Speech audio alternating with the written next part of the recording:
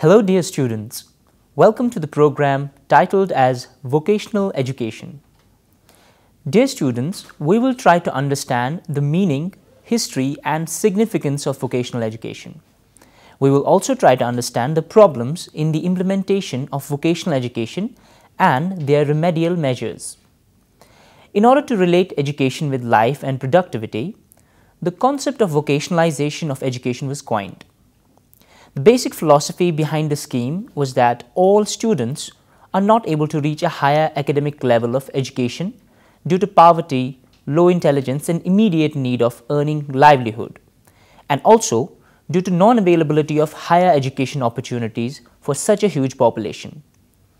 Besides, in the 21st century, industry, agriculture and service sectors, they need professionals of different specialized fields, not just thinkers of BC era. Even specialized fields of today require thinking, but that thinking is always contributive to bread and butter needs of the common people in this age, and not the mental sensuality of the elite class of the past. Now let's have a look at the introduction. Through the ages, man has worked for his livelihood. He has learned through accumulated experiences how to face and control natural forces, and how to live within the limited physical resources for the good of all.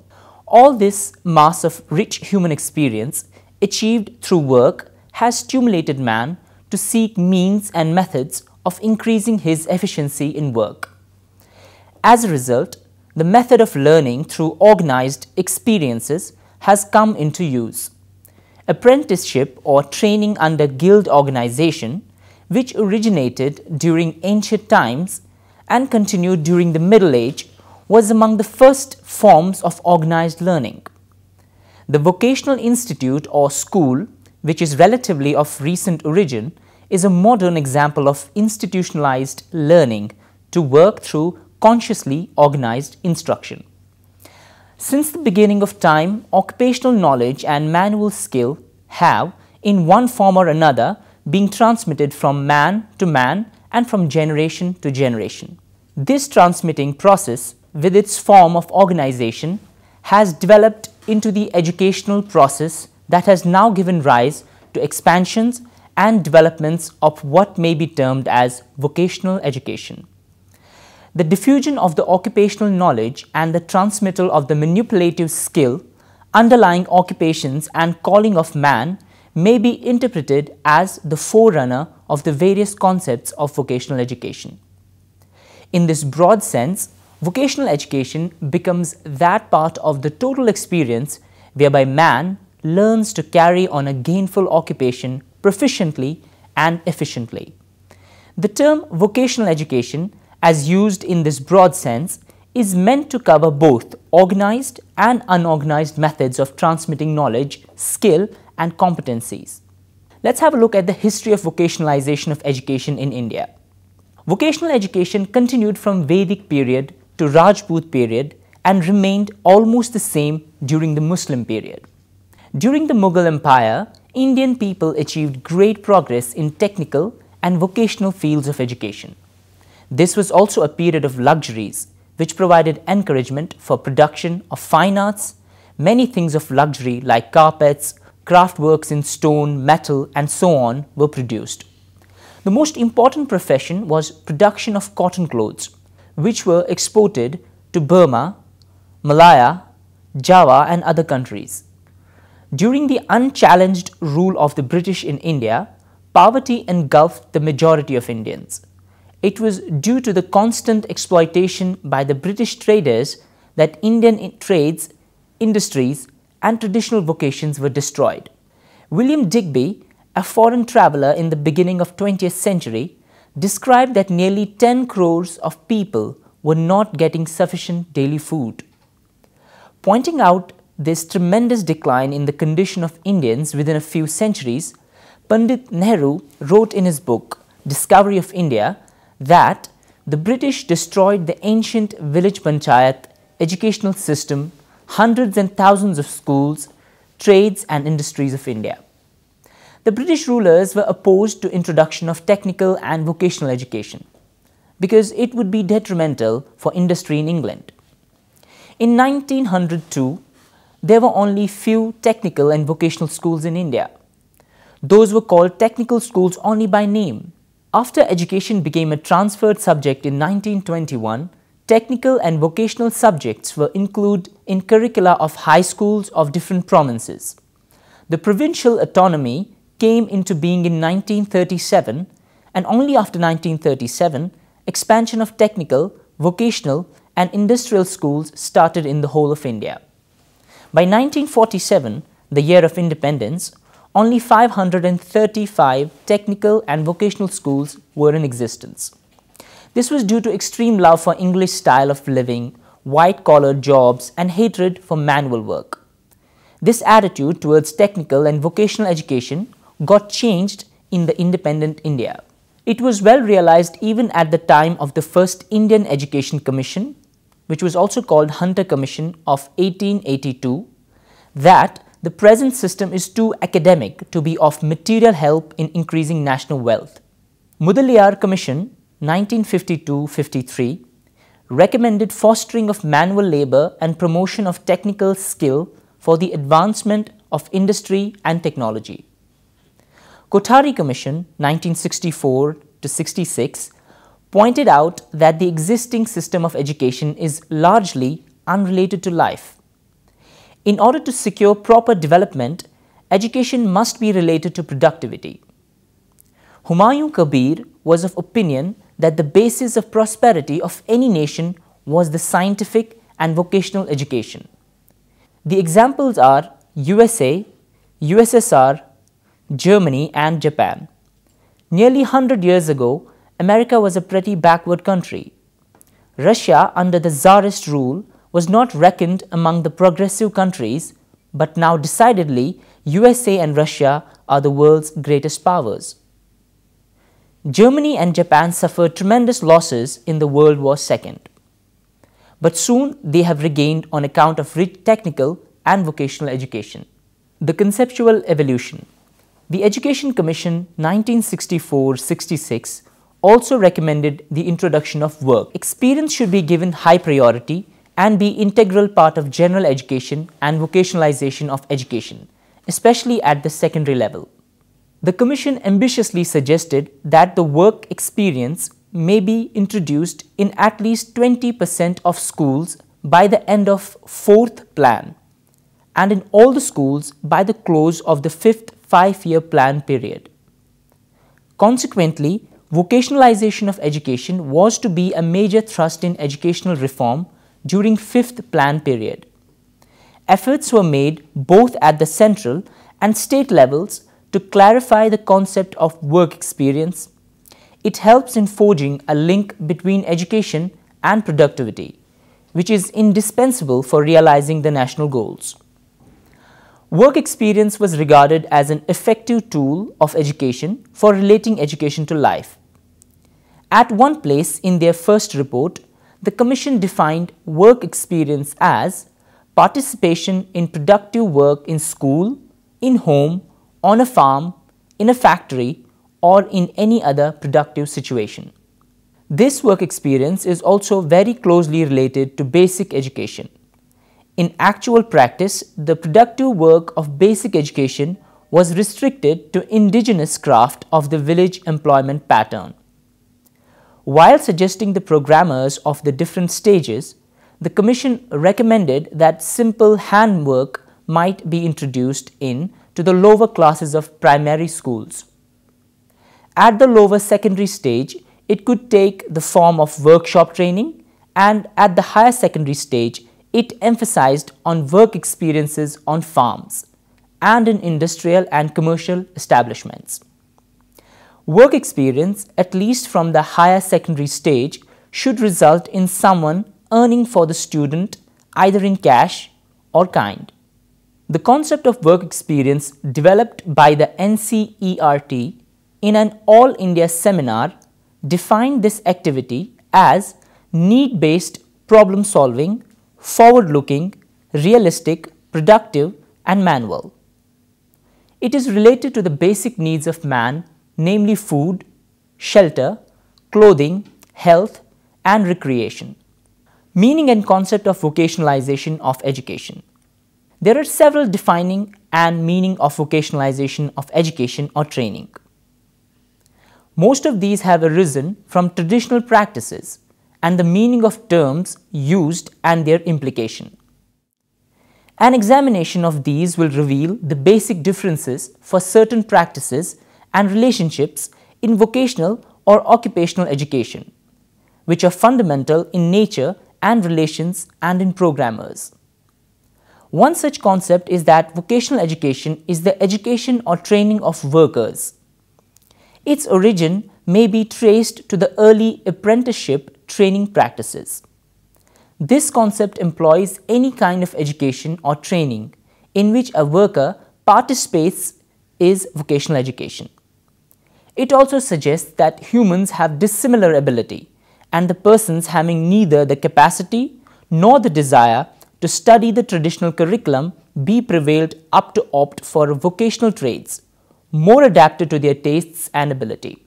Implicit in the concept is the meaning that working class children be trained for factory work, simply because that is their destiny. This kind of thinking does not fit in with the principle of equal opportunity.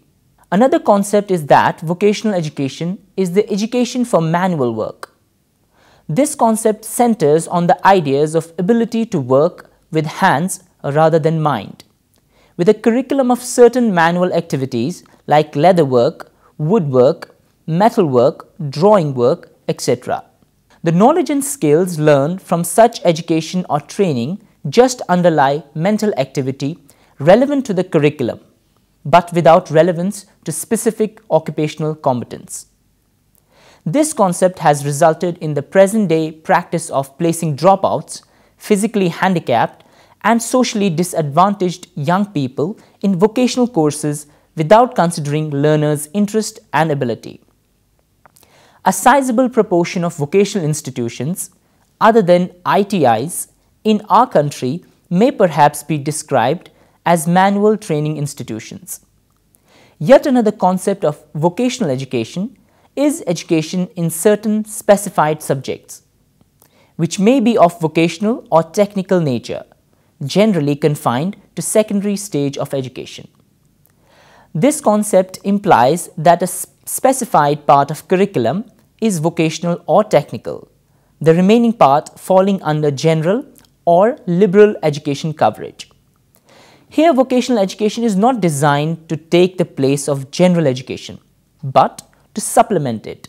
The essential merit of the idea is that the total education imparted has both cultural and utility values, fitting an individual for progressing in his chosen field of activity with inbuilt opportunity for vertical mobility.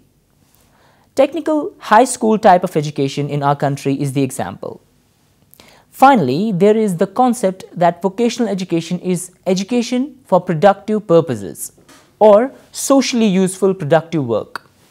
When the object is a product or a service for consumer use, the work involved is termed as productive work or socially useful productive work.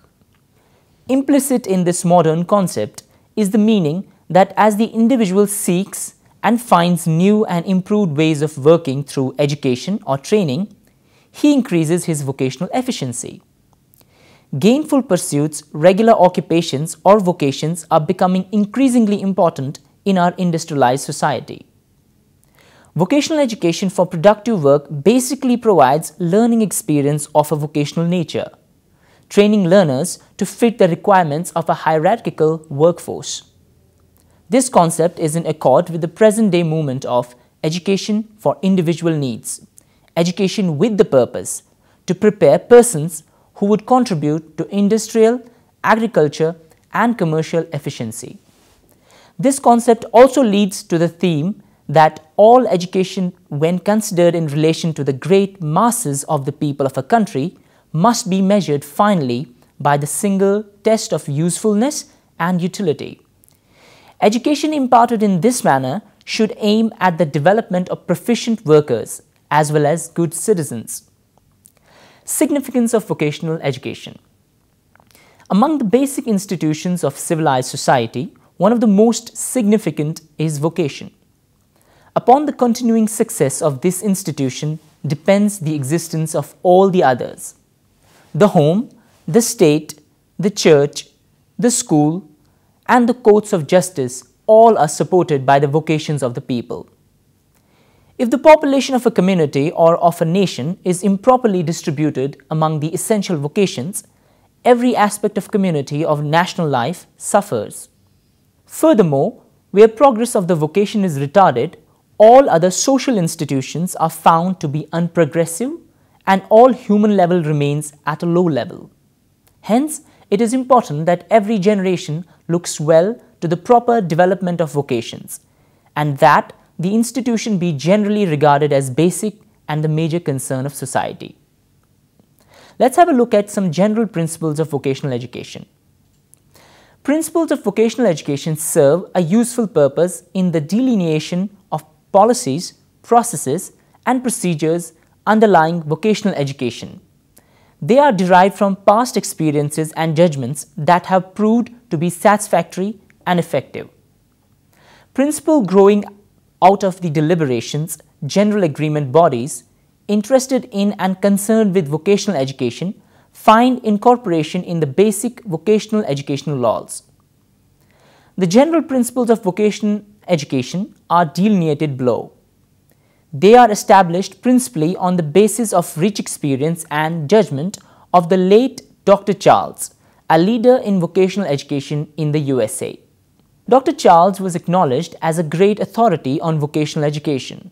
Principles enunciated here have stood the test of time and they are now as valid as before. Number 1. Vocational education will be efficient in proportion as the environment in which the learner is trained is a replica of the environment in which he must subsequently work. Number 2. Effective vocational education can only be given where the training jobs are carried out in the same way with the same operations, the same tools and the same machines as in the occupational itself. Number 3. Vocational education will be effective in proportion as it trains the individual directly and specifically in the thinking habits and the manipulative habits required in the occupation itself. Number 4. Vocational education must recognize the conditions as they are and must train individuals to meet the demands of the labor market, even though it may be true more efficient ways of conducting the occupation may be known and that better working conditions are rightly desirable. Number 5.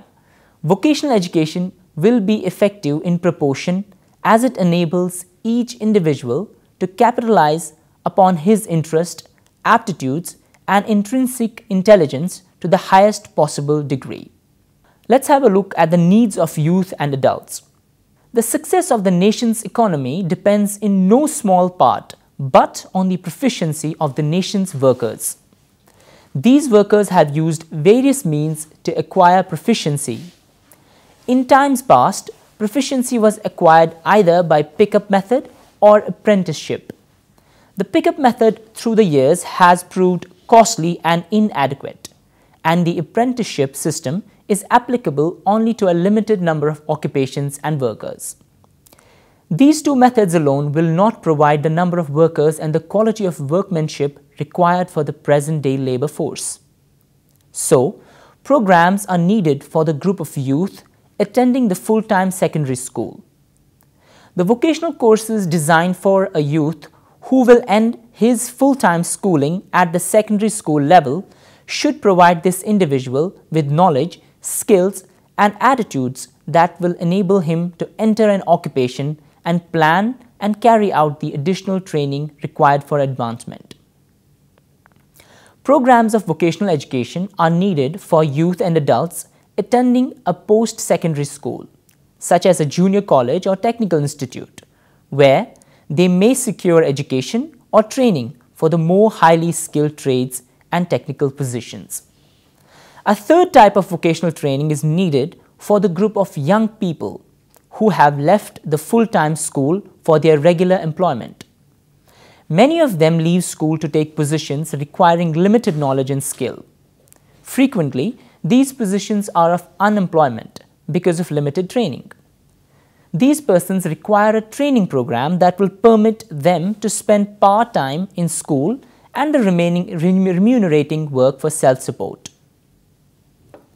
A next major group in need of vocational training is composed of older adults who have been unemployed for a number of years. Many of these workers find themselves in need of training due to technological changes in industry and due to new discoveries and inventions in agriculture. Unless the training is provided, these persons may become unemployed because of their inability to meet the needs for trained workers on a competitive basis.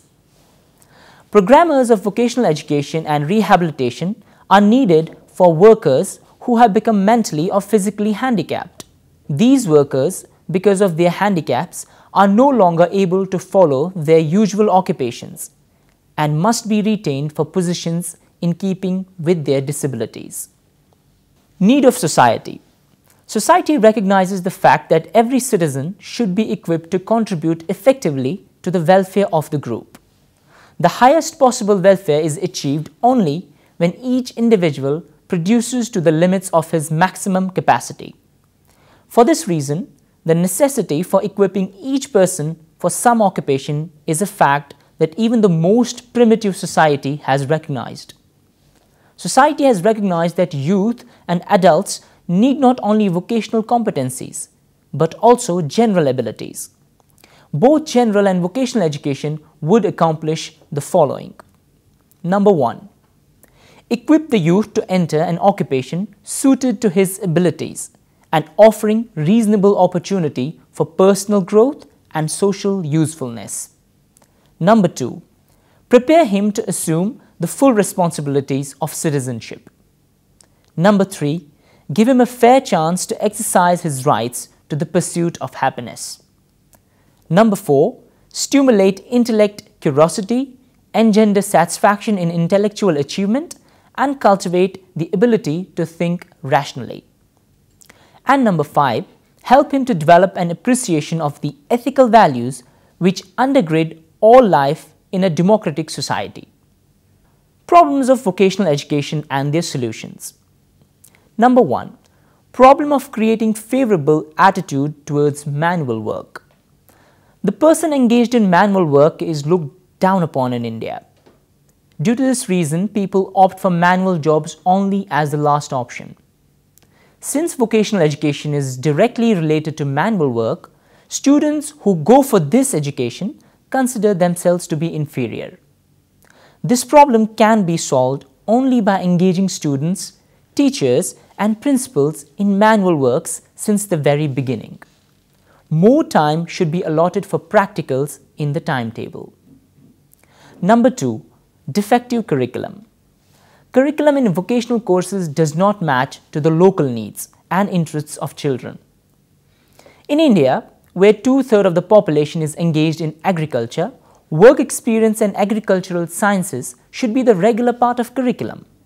Similarly, practicals in vocational curriculum does not stress the production of units for sale in the market. If practical is associated with the earning of the student, they will take much interest in it. This problem can be solved by raising the number of teaching and technical staff for practical works and by making all equipments available for practical work. Number 3. Problem of medium of instructions in vocational course. When a student takes admission in any technical or vocational course, he is educated in English medium because good books are not very much available in regional languages in India. It is really a problem for students, for they have generally been educated in regional languages up to high school. Thus, they have to devote much time in learning English rather than knowing the technical subjects and skills. This problem can be solved in 2 ways. Number 1. Reading materials should be prepared in regional languages. And number 2. If English medium is the compulsion, knowledge rather than language should be emphasized. Number 4. Problems of administration of vocational education. Union Ministry of Human Resource Development should take full responsibility of administration of vocational education as was recommended by Indian Education Commission 1964-66. This is not the case in India. In some states, Education Department is taking the responsibility of administration, while in some states, Labour Department is looking after technical and vocational education. This problem can be solved by attaching vocational education to nearby state universities, by creating a separate cell there. Every university should also have polytechnic, so that other vocational colleges may be administered with the help of real experience there. Number 5. Lack of research works in vocational education. Survey and research are needed to know the real utility of this education to the masses, and fundamental researches are needed to make it more fruitful to the masses. In India, the case is just opposite. We are only copying the West without making any innovation. This problem can be solved by involving the universities in research work. This will make the education adaptive to the domestic industries and agriculture. We should also make such research with the help of which we may employ our manpower to the maximum extent. This was all about vocational education. Hope you got all the information you needed, and thank you for your patience.